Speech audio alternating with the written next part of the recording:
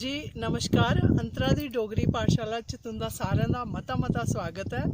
दोस्तों अज तुसें भी दिक्खी है वीडियो बड़ी पसंद आनी है कि जे एह् डुग्गर प्रदेश दा जेह्ड़ा इन्ना नैसर्गिक सौंदर्य तुस दिक्खी सकदे किन्ने खूबसूरत उच्चे उच्चे प्हाड़ न। फ्ही मैं तुसें सनानी आं कि मैं इसलै कुत्थै खड़ोती दी आं। तुस चारों तरफ तुसें अस नज़ारे दस्सने आं। एह् साढ़ा डुग्गर प्रदेश है, निहायत खूबसूरत है।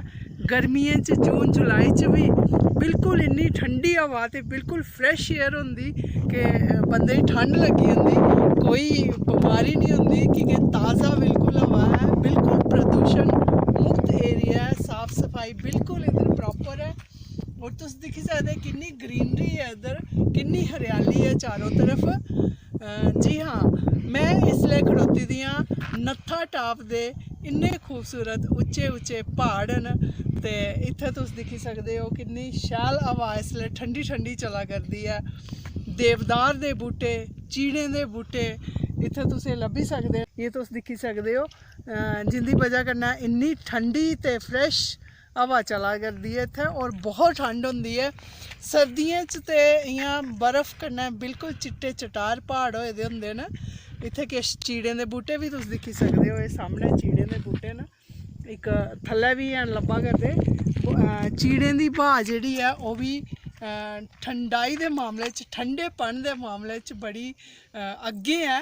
कि जे मैं इत्थै इक जगह प्हाड़ी इलाके च नौकरी करदी होंदी ही ते उत्थै चीड़ें दी हवा आंदी ही ते सर्दियें च ते सर्दियें च ते केह् आखनी गल्ल, गर्मियें च भी ठंड लग्गी जंदी ही, इन्नी शैल ठंडी हवा होंदी ऐ इंदी। ते हून मैं तुसेंगी सनानी आं इद्धर दी केह् चीज़ां न इधर नत्था टाप च।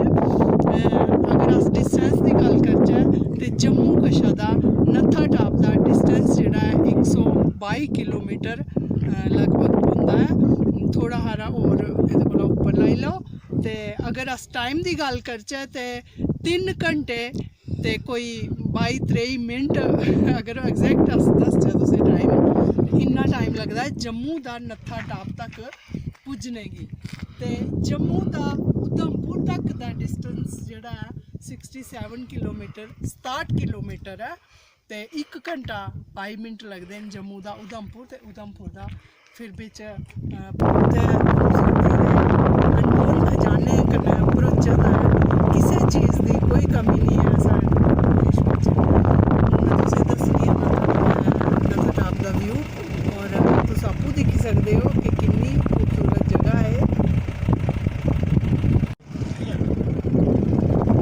ये तुस दिक्खी सकदे हो किन्नी अस हाइट उप्पर आए दे आं, उच्चे उच्चे प्हाड़ न ते इंदा शलापा जेह्ड़ा है ओह् डुल्ली डुल्ली पवा दा है। इंदा प्राकृतिक सौंदर्य जेह्ड़ा है किन्ना शैल है, किन्ना मन भावन है।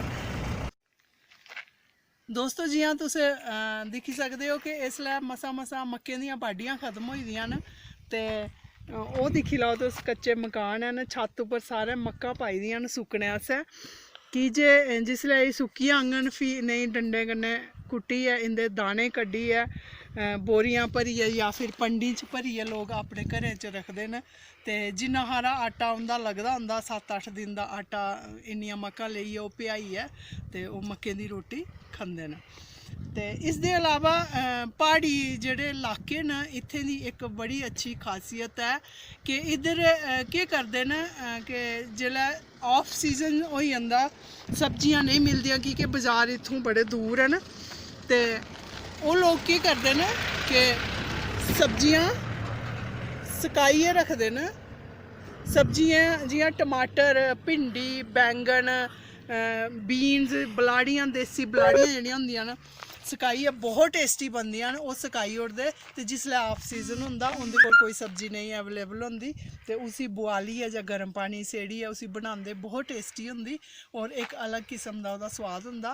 ते इ'यां करियै उं'दा टाइम भी टपोई जंदा ते सब्जी भी ओह् हर किस्म दी खाई लैंदे न। इसदे अलावा तुसें मैं सनागी कि इद्धर दी पहाड़ी इलाके च कुंडी एक सब्जी होंदी बड़ी निक्कियां निक्कियां खुपटियां जन होंदियां जिसले थंडरिंग होंदी है बिजली कड़कदी है वो अपने आप निकलदियां न निहायत टेस्टी होंदियां न और बहुत रेयर होंदियां न हर जगह नहीं मिलदियां बाजार च नहीं मिलदियां इस गल्ला अस उनेंगी अनमोल भी आखी सकने कि वो अस खरीदी नहीं सकने वो होंदियां गै नहीं हैन। उसदे अलावा गुच्छियां ते इत्थै होंदियां गै न।